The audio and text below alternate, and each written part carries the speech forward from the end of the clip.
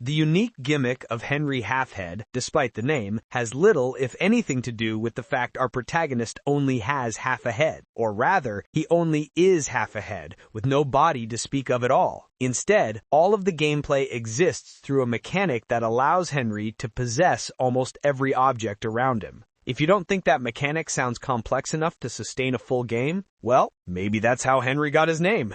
That, or the fact he's somehow alive despite being only half a head. The point is, Henry Halfhead doesn't quite feel like a full game, and while it's fun in parts, those parts don't quite make up a whole. More like a, okay, I'm done now. Henry Halfhead's central mechanic works well enough. There is something rather lovely about the presentation of the game, at least. The pastel color scheme and deliberately barren levels mean it's very easy to see exactly what you can interact with. The amount of options always stay the right side of overwhelming too, even as they produce that kid in a candy store feeling of sugar-high chaos. Each object is bouncy, rolly, flowy, or chunky, depending on what it's going for. And thus you do feel a distinct difference as you hop from quilt to pencil to electrical plug. It encourages a spirit of curiosity, and that leads to discovering neat, whimsical elements of the game that aren't really in there for any reason other than to spark said whimsy. It's a solid foundation to build upon, but like the building block towers I repeatedly failed at building, the solid foundation isn't enough to support the rickety layers piled on top. One of these layers is the narration, which underlines both the best and the worst of Henry Halfhead's entire vibe.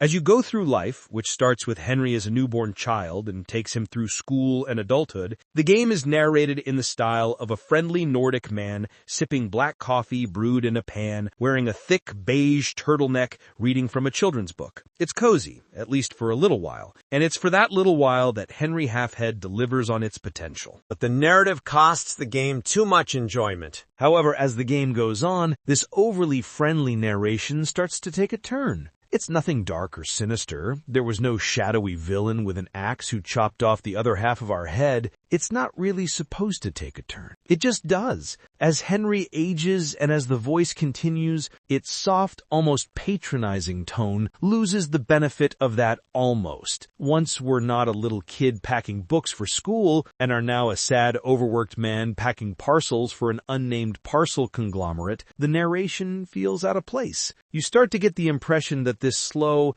softly spoken affectation is not to recall the nostalgic safety of childhood, but simply because this man, and the game itself, believes you to be a little dim. This feeling is unfortunately also reflected in the narrative. In this journey from birth through to the drudgery of work, our core mechanic never changes. However, the world around Henry does. We go from wrecking chaos, with this being the only way to progress, to then having to play the school level twice, the second time being a good boy who does his maths worksheet and sits still. Then it's off to our depressing job with a depressing bus ride home to our depressing tiny apartment, where we possess our depressing boxes of depressing food to eat our depressing meals. The message seems to be that growing up sucks, and that it's more fun to have fun, which is true, but it's also not really anything. I don't necessarily expect or even want my cartoonish indie games about a half-headed boy who becomes a xylophone to have a message, but Henry Halfhead seems to think it has one. Like everything else in the game, it's the sort of message most relevant to an 8-year-old who neither knows better nor cares. They would rather just stay as the xylophone. And I have to say, I think I agree. It's not at all that Henry Halfhead is bad. It's good enough fun for the 2-hour runtime it offers, but it feels like the sort of game you'd play for 15 minutes, say, wow, this will never get old. And then 45 minutes later, you're kind of thinking maybe you were wrong. If it committed more to being silly than to reminding you how fun silliness is by taking it away, then it would get old a lot slower and would likely sustain itself for said 2 hours. Unfortunately, like Henry himself, it gets old a bit too fast to leave much of an impression.